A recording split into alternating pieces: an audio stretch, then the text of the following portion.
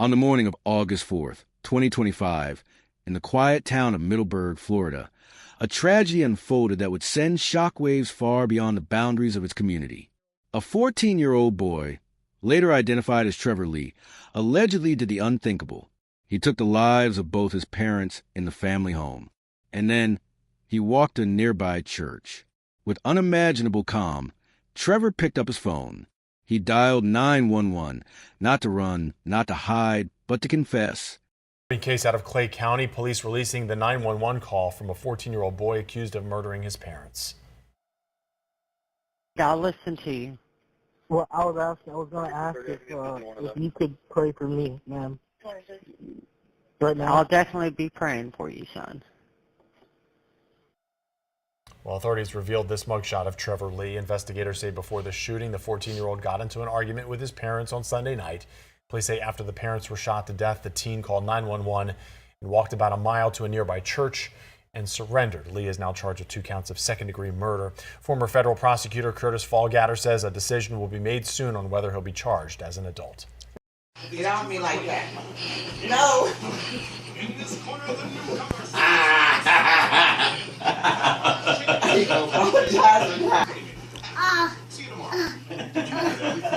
Trevor now faces 2 counts of second-degree murder. His fate remains unclear. Will Florida law treat him as a juvenile, or will this case push him into the adult justice system? That decision, and everything it implies, is still pending. This is more than a crime story. It's a heartbreaking reminder that tragedy can live behind the most ordinary facades, and that sometimes the most shocking events begin with a whispered confession, not a scream. Welcome to True Crime Diaries, where we uncover shocking cases, unsolved mysteries, and the darkest corners of real-life crime. From headline-making events to hidden investigation details, we break it all down so you can understand what really happened. Hit that subscribe button. Where are you watching from? Kindly share your thoughts in the comments. Your voice matters. These are real people, real stories, and real lessons we can't afford to ignore. Share this video with someone you care about. It might change a life or save one. Now let's dive in. It was just after midnight in Middleburg, Florida, a quiet suburban town nestled under the veil of palm trees and porch lights. But inside one home on that silent street, a storm had already passed. 2 lives had been taken, and a 14-year-old boy had stepped away from that wreckage, not running, but walking, alone, for more than a mile. Trevor Lee moved through empty sidewalks, his footsteps echoing the aftermath of what he'd just done. He wasn't hiding. He didn't panic. He was heading to a church. At the doors of Crosspoint Church, he paused, pulled out his phone, and called 911. A dispatcher in Clay County answered the call unlike any other. The voice on the line was soft, composed, almost unnervingly calm. "I just killed my parents," the boy said. On the other end, the dispatcher remained steady, asking the right questions, keeping him talking. Trevor Lee explained that he was standing outside Crosspoint Church and had no weapons on him. He wasn't running. He wasn't resisting. He had simply stopped. The church, a place many associate with safety and forgiveness, became the scene of a surreal encounter.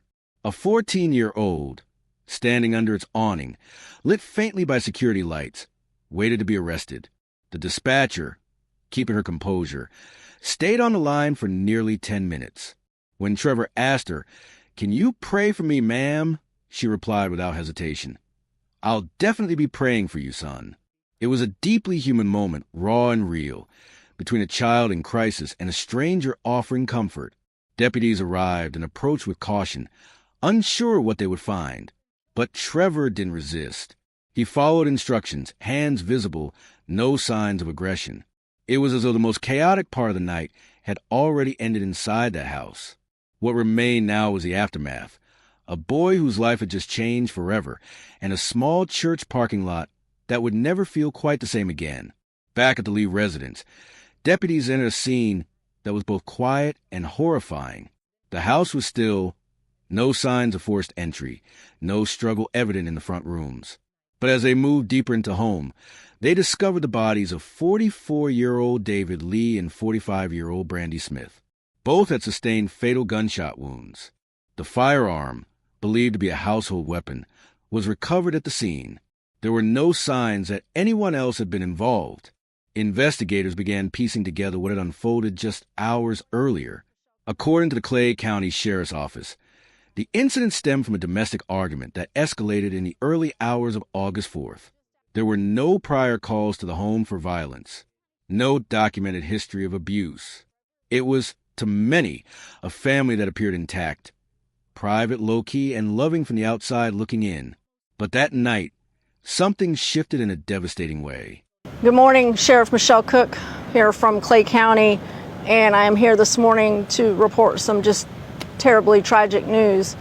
Just after midnight this morning, our 911 communications center received a call from a young man who stated he had just killed his parents. He stated that deputies could find his parents at the house and that he had walked just over a mile away to a church, and he would await for deputies to arrive to take him into custody.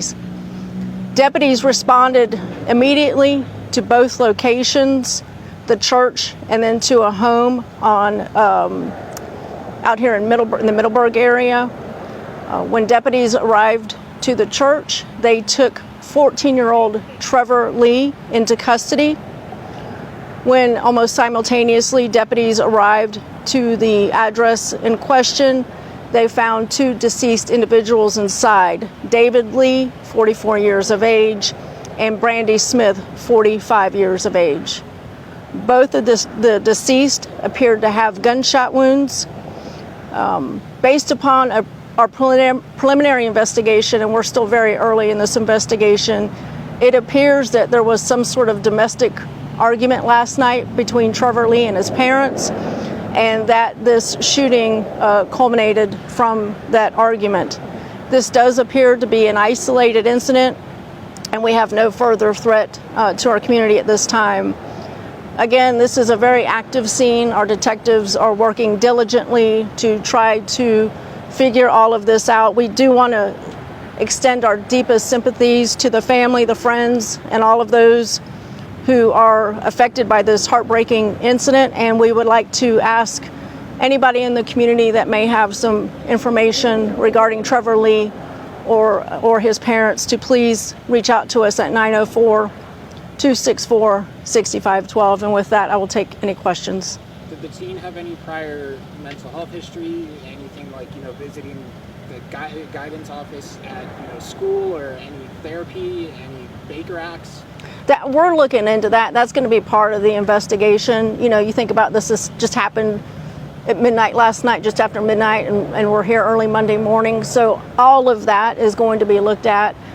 His history at school, any previous contacts, we don't know right now, but that'll be part of the investigative process. Just going by names alone, biological dad, do we have a relation with the woman? I believe these are both his biological parents at this time. I know the father is for sure. With different names, I was curious. Correct. Was it the parents' gun or was the kid's gun? At this time, we believe it's going to be the parents' gun, but we're still, again, looking into that through, talking to him, finding out where the gun was, how he got a hold of the gun, how did he know the gun was there. The gun was recovered at the scene. He left the gun at the scene when he walked to the church to call 911. Were they both shot just one single time, and if so, where? That I do not know. Again, part of the investigative process. And additionally, was there anyone else in the home, maybe a sibling who was obviously not harmed but was just in the home? At this time, it appears that only Trevor and his parents were in the home when this incident occurred. Anyone else? Anything else? Again, appreciate you guys coming out, and just, again, if any citizens have any information about Trevor Lee, please give us a call, 904-264-6512, or send us a Safer Watch tip. Thank you. Real quick, do you know if you've had any incidents at the home? Have you guys ever had to respond to the home? I don't know the answer to that yet. That's going to be part of the investigative process. Listen, we're still early, very early in this. Detectives, our crime scene technicians are still on scene. This is very, very early in this. Thank you. Forensic teams worked quietly, moving from room to room, documenting every detail. Yellow markers lined the hallway where shell casings had landed. Photos were taken. Blood spatter analysis began. The process was methodical, clinical, but beneath it all was a growing sense of disbelief.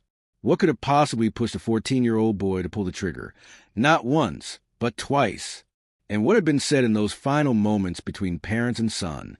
Neighbors watched from behind curtains, many unaware that anything had even happened until flashing lights filled their street. In small towns like Middleburg, crimes like this don't just shake the neighborhood. They stop it cold. The family's mailbox still had mail inside. A car sat parked in the driveway. From the outside, everything looked ordinary. But inside that home, the unimaginable had already come and gone. Trevor Lee was, by all initial accounts, the kind of teenager no one expected to see in handcuffs, let alone accused of double homicide. Teachers at his school described him as a straight A student, often quiet, but well-liked by peers. He participated in class, turned in assignments on time, and never displayed any disruptive behavior. To his friends, he was known for his sense of humor and quick wit. One classmate called him one of the smartest kids in the room. Outside of school, Trevor's life appeared stable. He lived with his biological father, David Lee, and his stepmother, Brandy Smith, in a middle-class home on Silver Point Drive. There were no known issues with law enforcement, no disciplinary records from school, and no prior signs of violence. To neighbors, the Lee family kept to themselves but seemed close-knit. Many were stunned when they heard the news, struggling to reconcile the boy they saw riding his bike with the one being led away in handcuffs. One of Trevor's cousins expressed disbelief, saying, "I don't know what caused him to do it. I guess we'll never know." I guess I never know what caused him to do that, because, like I say, he had good parents. So for him to, do that, we don't know why. That statement echoes the uncertainty still surrounding the case. While some speculate about possible mental health issues or unspoken tensions at home, no official motive has been confirmed. What is clear, however, is that something inside Trevor reached a breaking point, and whatever led him there had been hidden in plain sight. David Lee, 44, was known as a devoted father and a hard-working man. Described by relatives as calm and soft-spoken, David had built a reputation for being steady and responsible. He had taken on the role of raising Trevor, and was often seen attending school events or helping with everyday routines like yard work and repairs. While not much is publicly known about his profession, his life centered around his home and family, quiet, routine, and structured. Brandy Smith, 45, Trevor's stepmother, had been a part of Trevor's life for several years. Friends and extended family describe her as nurturing and organized, often taking the lead in family gatherings and helping Trevor stay focused on academics. She was not just a parental figure, but a consistent presence in the boy's life. People who knew her said she had a strong personality but was deeply caring, especially toward children. Her social media posts, now frozen in time, showed moments of family vacations, birthday celebrations, and simple home joys. Together, David and Brandy presented what many considered a stable family unit. They weren't flashy or social butterflies. They were the type of people neighbors wave at but didn't always know well. No one ever expected that they would be at the center of a crime scene. In the days following the tragedy, friends and family mourned two lives that were, by all visible accounts, built around love, discipline, and providing a future for a boy they clearly cared for. Following Trevor's arrest, detectives from the Clay County Sheriff's Office launched a full-scale investigation. Crime scene analysts worked meticulously, collecting physical evidence, reviewing camera footage from nearby properties, and interviewing anyone who had recent contact with the family. While the 911 call provided a startling confession, investigators were careful not to assume motive too quickly. They examined devices, school records, and any online activity that might explain what had built up to that tragic moment. As of now, Trevor Lee faces 2 counts of second-degree murder. Under Florida law, the court has the discretion to decide whether he will be tried as a juvenile or as an adult, an outcome that could drastically affect the trajectory of his life. Legal experts say that the nature of the crime, his age, and the psychological evaluations currently underway will play a crucial role in how the court proceeds. His public defenders have yet to issue a formal statement, and the court proceedings are still in the early stages. The community of Millburg remains on edge, not just grieving the victims, but grappling with how to process such a complex case involving a child. Many are questioning the systems in place: parenting, mental health resources, access to firearms, and the pressures placed on young people today. The legal fallout is far from over, and the emotional toll continues to ripple through schools, churches, and homes. What happened that night may have ended in one house, but its impact is being felt far beyond its walls. The news of the double homicide involving a 14-year-old sent shockwaves through Middleburg and surrounding communities. Locals gathered outside the Cross Point Church in silence, many leaving flowers and handwritten notes. Teachers, neighbors, and classmates expressed their disbelief on social media, many admitting they were struggling to come to terms with the reality that someone they knew, someone so young, could be involved in such a violent act. The town, normally untouched by violent crime, suddenly found itself at the center of national headlines. In schools, counselors were made available for students affected by the tragedy, especially those who knew Trevor personally. Parents began having difficult conversations with their own children about emotional struggles, about the importance of speaking up, and about recognizing silent pain. Church groups and community leaders organized prayer vigils and town meetings, not just to mourn, but to try to understand. People weren't just sad. They were searching for answers that weren't coming easily. Online, the public response was divided. While many extended sympathy toward the victims and their families, others found themselves conflicted, haunted by the calm demeanor Trevor showed after the killings and the heartbreaking request for prayer during his 911 call. Mental health advocates urge people not to rush to judgment, emphasizing how little we often know about what's truly happening behind closed doors. The case became more than a crime. It became a mirror, reflecting a community's deepest fears and unspoken concerns. This story is more than just headlines. It's a mirror to our society, forcing us to confront painful realities about teen mental health, family dynamics, access to firearms, and the silent crises hiding behind the doors of seemingly perfect homes. If you or someone you know has struggled with mental health, domestic violence, or youth in crisis, know that you are not alone. Resources exist. People care. Help is out there.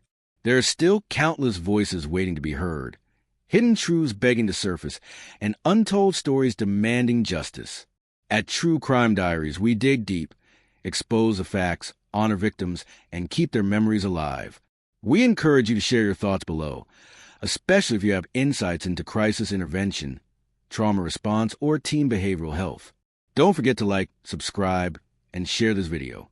This story is still developing, and we'll be here to follow it every step of the way. Thank you for your time.